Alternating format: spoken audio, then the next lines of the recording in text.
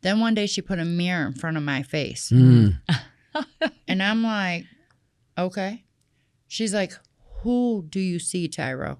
And I just started crying because I didn't recognize who I was, because for so long I hid behind who everybody wanted me to be. And I didn't have an answer that day because I didn't know who I was as a woman. Wow. And that was scary to me. I am a man of honor, integrity, and promise. I pursue all righteousness. I love my family. I will not put my family in harm's way. There is nothing that will keep me from doing the right thing. I am an ambassador of hope and a man of discipline. I am a man worth following. I am a TYRO. Welcome to TYRO TV. I'm Ron Terina. And I'm Kathy Tiarina. And today we have a wonderful guest with us all the way from Port Clinton, Ohio, to a little town called McClure, where we're stationed at. And we are thrilled to have Dawn Ross with us today. Dawn, thank you so much for being with us. We are super excited to hear your story, hear what was it that really impacted you as you went through TYRO programming? What got you interested in working with people in recovery? I'm a recovering alcoholic and addict myself. And it's a real hopeless place. And for a long time, I just used the drugs and alcohol to mask the hurt and pain and trauma that I went through as a child. My parents were both in, addiction. I lost my mom at a very young age. When my mom died, my stepdad took care of me, and he ended up going to prison for 26 years for a crime he committed against me. Oh, no. So from there, I went into group homes, foster homes, was in the system. At 14, I ended up going to juvenile prison until I was 17.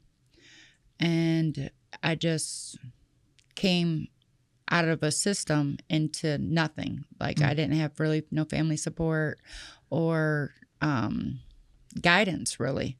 When you grow up in the system, shuffled through foster care and group homes, you didn't have that example of a mother. My dad was in his own addiction. So when I came home, I just followed the chaos, basically. And I got pregnant at an early age with my first child. I was 17. And her dad was older than me. He struggled with substance abuse. He introduced me to the drug world, and it went narcotics, baby, narcotic, baby. Wow. And I actually am the first woman in Ohio to be sentenced to prison for delivering a drug-positive baby. Oh, my. Wow, that's a heck of a story here. So let me ask you this, Dawn. So in your journey and the things that you've experienced, I mean, we're looking at you today. We can't see that. Oh, yeah. I never would have. We cannot see that type of a story behind you. But first of all, we congratulate you on your recovery, on your sobriety. On overcoming every challenge that you have faced. Thank you. I know it's a big deal. I'm gonna go a little fast forward, but today, I mean, you're not only working at a rehab place, right? What Yes. was that place called? Legends Recovery Center of Ohio in Green Springs. Yeah, Legends Recovery. I love that name, Legends. Yeah, because build we're your talking legend. about your legend, your Yes. story, right? And you are writing a great legend. So you have 8 children, Yes. right? And currently you are married, Yes. Oh, right? Congratulations. Congratulations. So So- really newlywed. Yes. Yeah. Something I said I would never do. Right? Let's get Yeah. married. Well, and here Absolutely. you are. So what disrupted that for you? So you did time in juvenile. Yep. And then as you came out and you ended up going to prison, you just shared that. Yes. What disrupted that? Because as Ron said, you're sitting here today and there's no way that we would have put that story with you. I'm not going to say that there wasn't a lot of people that showed up for me Sure. because I was had a wonderful godmother who, took me in her home and did her best, but I always felt incomplete.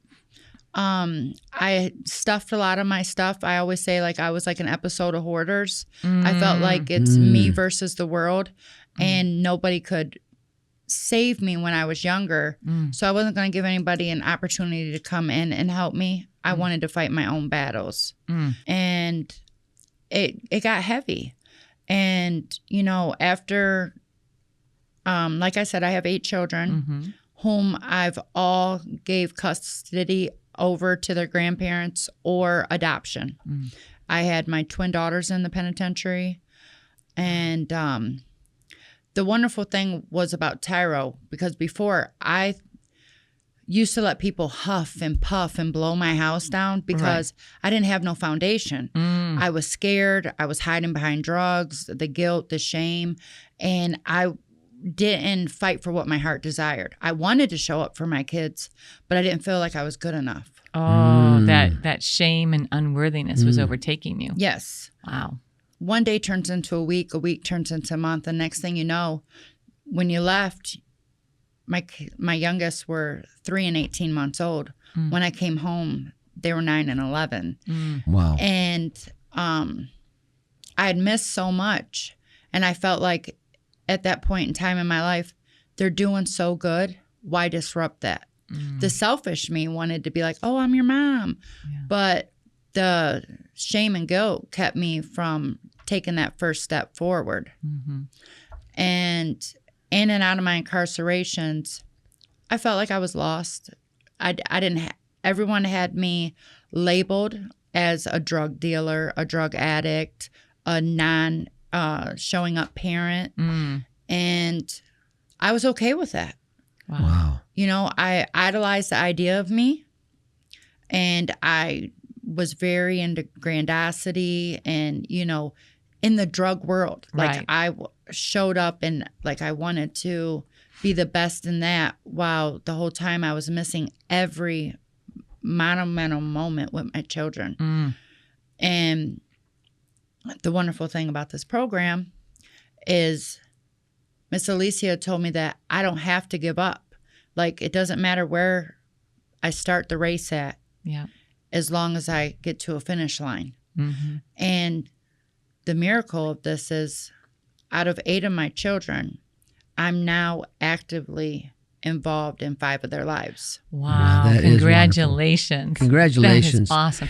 Alicia is awesome, isn't she? No, she she's is amazing. a powerhouse of love. I didn't like her at first because Why? What happened? Tell me about that. because she, like, one, she said I was unbreakable. And I'm like, why would you say that? Like, is she just like, because I have a bad attitude, I'm just cut off, you know? Like, I went into the Worth Center with a bad attitude because I was expecting to get a judicial release from prison and go straight home. But I got dropped off at the Worth Center. And I was like, this wasn't a part of my plan. Yeah. And I'd been to other CBCFs. I've been into other programs. But when I went into this one, I was like, I know this sounds crazy, but when I was in my active addiction, I said, once I hit my 40s, I'm done. Like, it's time to put down the bottle and start drinking sweet tea and lemonade. You know? Like, That's great. eventually you have to grow up. At 40. Yeah. But now I know why people put off adulting for so long. Right. It's a lot. Yeah. It's a really lot to be an is. adult. Yeah, It yeah. sure is. And I didn't think that I was cut out for it. Wow. So when I was at the Worth Center, they like made me write my life story, and I had to forgive. I had to forgive my mom for leaving me. I had to forgive God because I had a real resentment towards God. Like, how could you let all this happen to me? An innocent child. Yeah. And somebody there, Miss Alicia, reminded me that God was holding me that whole time because what was happening to me could have been so much worse. You know, and she just helped me really surrender and just believe in something better, you know, bigger than me. Just a mustard seed of faith. Yeah. I wasn't going for it much, and I would go and show up and listen. And then one day she put a mirror in front of my face. And I'm like, okay. She's like, who do you see, Tyro? And I just started crying because I didn't recognize who I was, because for so long I hid behind who everybody wanted me to be. And I didn't have an answer that day because I didn't know who I was as a woman. Wow. And that was scary to me. Wow. And that was a turning point for me. You know, being in relationships with men from my past, I conditioned myself to like what they like, eat what they like. Oh, wow. You know, this color looks better on you, so, oh, that's my favorite color. Down to just basic things. Wow. And I didn't know who I was. You didn't have identity. None at all. Wow. None at all. We all start somewhere, with questions, doubts, and the unknown. But growth begins when you take that first step, when you seek the right guidance. Through insights, self-reflection, and real-world experience, you will build the skills necessary to become someone worth following. It's about overcoming your past and embracing the person you're destined to become. Growth begins with you. Empower your future with TYRO. You know, as I hear your story and the breakthroughs that you had in your journey to coming to the point of where you said enough is enough. You know, we call that resiliency. Yes. You know, you bounced back, and you bounced back many, many times, and you had that conversation with yourself many, many times, where okay, today's the last day I'm going to do this, and then but you didn't have the discipline or the, as you said earlier, the foundation. Yeah. Right. So you said earlier you didn't like Alicia, but now it sounds But like now- you do. So what was that when she came and she made you look at yourself? You know, that is hard for a lot of people. You know, and we don't like people who make us do that or make us uncomfortable in our own darkness. Yeah. Because they're coming with light, exposing where our flaws are at, and we've been living in that state of mind for so long. Thinking that nobody knows, Right. You know, that I'm hidden here. Nobody really sees me. They don't know that I have all this layers. I like that, like living that hoarder. And Yeah, I then wrote trying that to down. figure out how to unpack that. Yeah. That is really, really a tough place to be. And I love that you recognize that. I was just hoarding all of this stuff inside of me and building more and more and more walls and making myself invisible. I'll just be a chameleon. I'll be whoever you want me to be because I don't know who I am. So when do you think it was that this woman likes me for who I am? Or when And did it- you start liking Alicia? Yeah. When after that workshop and I had to look myself in the mirror, I realized I couldn't lie to myself. I could tell anybody else what they wanted to hear. But when I really like to look at yourself and get ready, you're that's not really just looking. a facade, another mask. You're getting Right. ready for the day. But when you look at yourself and have to ask yourself, who am I? I am who? I'm a woman of God. Yeah. I'm a mother.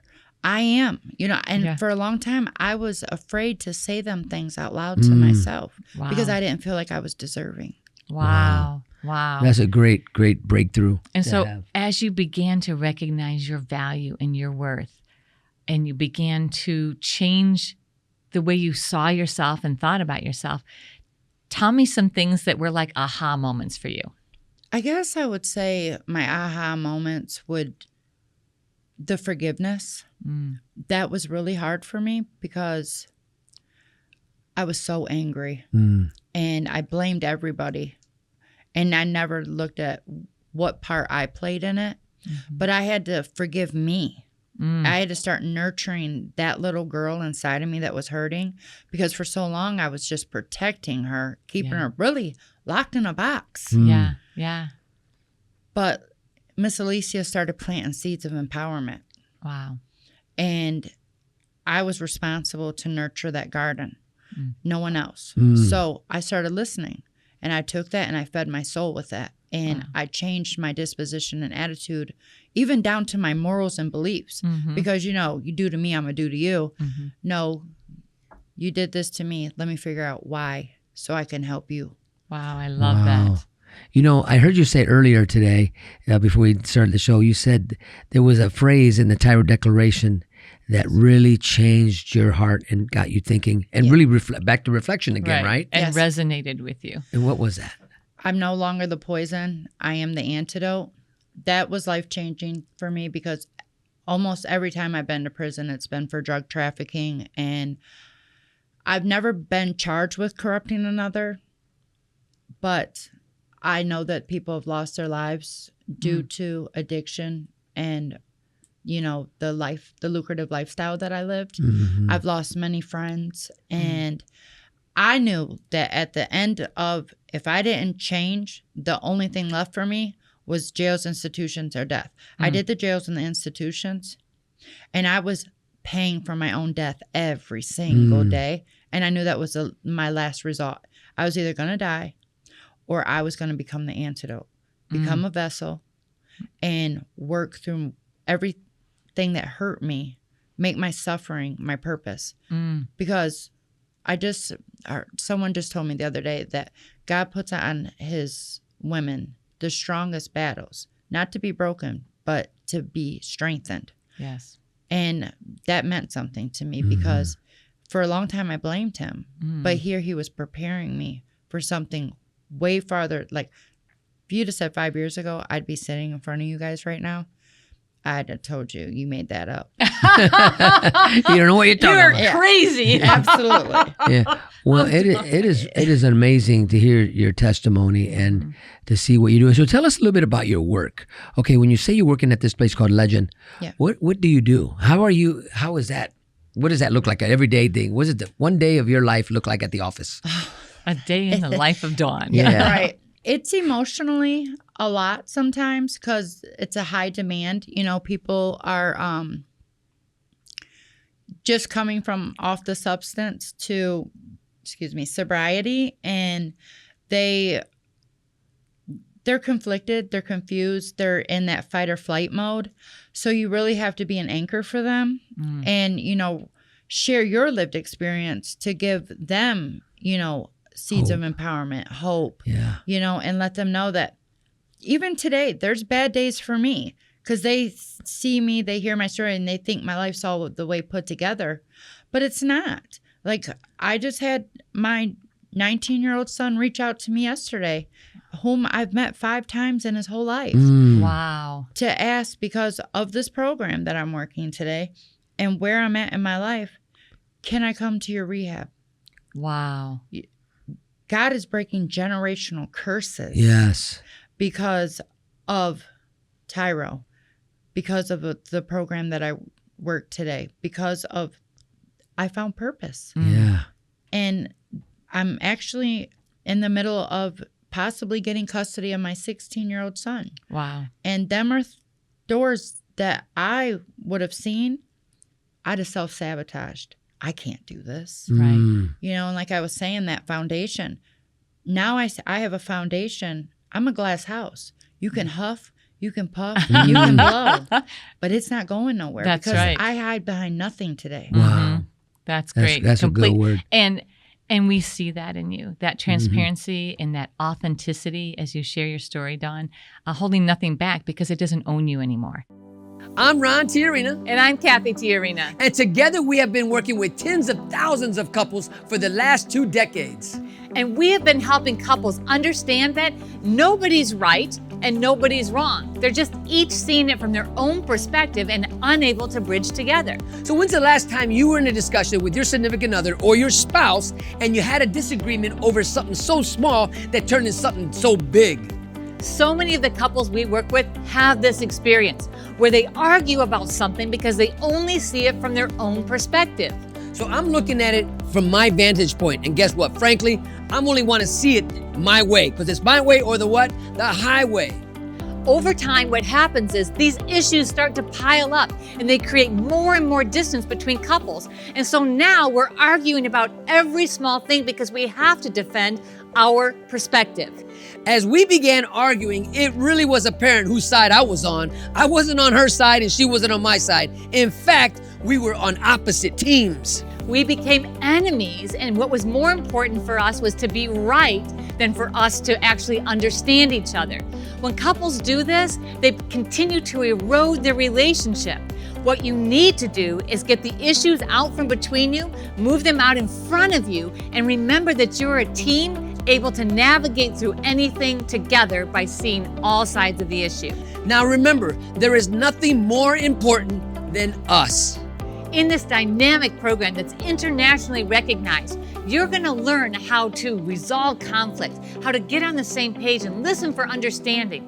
Couple communication, which was written by Dr. Sherrod Miller and Dr. Phyllis Miller, will actually help you be on the same team and recognize the power of resolving conflict together. One of the greatest tools that you're going to embrace is really coming to the understanding that what you've been doing is natural, but this is learned behavior, and we're about ready to take you to a next level on how to enhance your relationship.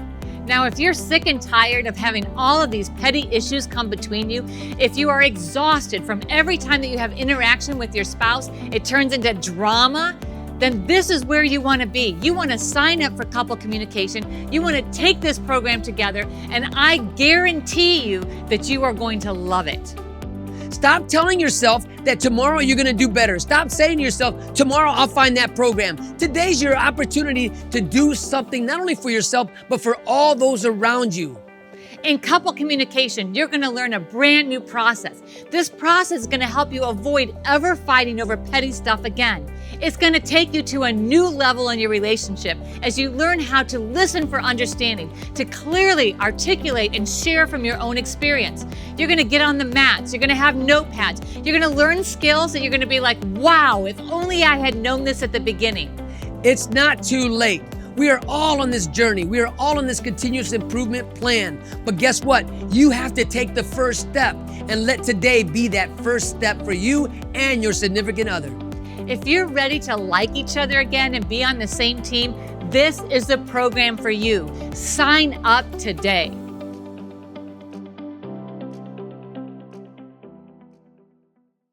As you've moved, one of the underlying themes that I'm hearing in your story is you went from a place of seeing relationships as disposable. Yeah, absolutely. To a place of understanding the value of relationships to the point of it's worth every bit of effort, sacrifice, and also vulnerability. So tell me a little bit more about that. Like, how'd you get there? I still struggle with that. Mm-hmm. Like I said earlier, I was never going to get married because I had power and control issues. I had trust issues. And I still find myself like on the defense a lot, even in my marriage, because I've never had a healthy relationship. So learning how to accept one, it's small steps, you know, because when you're so conditioned to people just showing up for what you have to offer them, instead of having genuine love and care and, you know, nurturing your spirit, it's more than just about the physical aspect. It's about showing up when I can't make a decision because I'm an overthinker and my brain's going 1,000 miles, and just, you know, that simple calm, you know, today. It's been a challenge for me, but today I don't look at everybody as an enemy. Before I did, like there was always an ulterior motive as to why someone wanted me in their life. It was never for anything positive. Right. So today I just changed the way I view people. And people say I shouldn't do this, but I trust people 110%. I have no doubts in them until they give me a reason. Yep, that's great. Yep. That's a wonderful way to approach is lead with trust. Yep. And then it's up to them. You put the responsibility on them. So Dawn, how long have you been out now? You got this great job. You're giving back to the community. You got married. You have relationships with your children. How long have you been home? I have been out of prison like 19 months, but from the Worth Center, it was a year, July 1st. Oh, congratulations. Look at you. And people look at you and say, wow, that was fast. Yeah. But, you know, but really you've been building those blocks and starting to unpack, even when you, looking back, said, okay, I have an end date. Yeah. And so already you were becoming emotionally and mentally prepared of this isn't going to be the rest of my life. And then you needed, how do I make this an end date. How do I, is there life after this? And how do I actually build that? Well, upon being released, like I participate in a program called Erie County Drug Court. Oh, great. Yes. Yeah, I've heard of that. I go to phase 5 on Friday, and I'm graduating in January. Wow, we'll be that's off all awesome. paper, parole, and everything. Man. Congratulations. But I was like, that's a dangerous situation. You know, I do wonderful under structure. Right. So I was like, how can I implicate this structure back into my life? So now I'm in the process. In December, I become a certified peer support. Great. That's And awesome. so that I can still work in the court system, still show up for people, because I have more freedom today being on probation and parole than I ever did in my addiction, being free. That is such a powerful word. You're more free because you're not chained to that addiction. You're not trying to, you're not shaking and rattling anything. You're like, well, it sounds like you would already have those boundaries around your life anyway. Yeah. And those being on parole or probation just creates that tangible boundary that you already have. Yeah. And I love hearing how you're giving back. You know, we teach people that hurting people hurt others, right? But healed people heal others. And that's where you're at now, where you're taking your experience, your lived experience, but you recognize that in order to stay in that mindset, you got to give back. Yeah, I have to pour out of my cup to keep it full. Absolutely. Yes. Absolutely. Pour out of my cup to keep it full. So what's the next thing? So I hear you talking about becoming, this peer support and you're working at Legends. What's your big dream or goal now that you have this freedom to be whoever it is that you were created to be and pursue your passions? What do you want? After December and January, I'll be all off of my conditions and things. I'm going for my CDCA.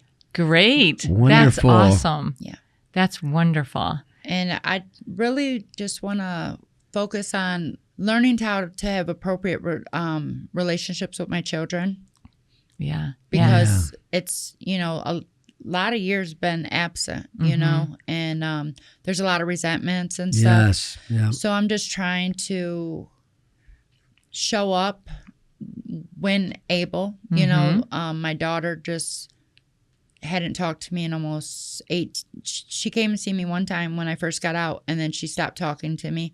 And I just spent homecoming doing her hair and makeup. That was huge. A huge highlight in my life. My 16-year-old, I did their photo shoot for their homecoming, and we've been having date nights, going to movies, and that's wonderful. And reestablishing relationship. I never thought that would ever become a part of my life today. So I really want to focus on that. And TYRO, taught me that too, how to navigate and not have an expectation, because they don't owe me nothing. They have a right to be hurt, and the selfish me is like, oh, I'm your mom. You should, But no, it didn't work like that. I have had to show up for myself, and God has opened doors and is leading them back to me. Wow. I love what you said too, that the expectation, they don't owe you. You owe them. Yes, right? absolutely. Now, but coming into adulthood, right? That's part of it. It's accepting that responsibility. Yeah. And congratulations. We are so thrilled to have you on our show. We're coming to a close. And this has been an amazing testimony you gave us. No one could tell. It's not on your face. You don't look like you served 15 years total of incarceration. Just an amazing, or 16 years, right? Yes. 16 years, just an amazing experience. So if there's any last word you would give the men and women who will watch this show across the United States. Mostly of whom are incarcerated. Yes. There's the camera right there. What would you say to them? I would tell you that you are worthy, that you are deserving, and let your past defy you. Allow that to become your purpose. Don't be ashamed of anything that's ever happened in your life. Work through it and become the person your heart desires, because you deserve that. Doors will be open. There's no limits to where you can take yourself. You don't have to live by everyone else's expectations, but by who you choose to be. So be you. That's a great word. Good That's a word. great word, Dawn. Good word. I can tell, Dawn, that you're just starting your new journey and you are going to accomplish great things. Thank you. Impacting so many lives. Not because of studying, not because you are wanting to get a good paying job, but because of your passion for people. Yes. That starts first with the passion to unleash your potential and the power that has been held back inside of you all these years. And then your passion for your own family that extends out to every other person you meet. It is contagious and it is palpable as we meet you, is the purpose that you have is going to change lives. Thank you. Well, congratulations on your marriage, reuniting with your family, being home, getting off paper here really soon. Just a lot of great accomplishments, a lot of great check marks, you know. And one more thing, welcome to adulthood. We are so proud of you. We are proud of so you. proud of you. Right. Thank you so much. Well, this brings us to the end of TYRO TV. Thank you, Dawn, so much for being part of this show and part of our journey. Thank you for bringing us into your life and letting the world really see who you are and who you're becoming. Congratulations. And as we close, we want to take a minute and thank you for taking the time to join us today on TYRO TV. And until next time, always remember, We are rooting for you. My name is Dawn Ross, and I'm a TYRO.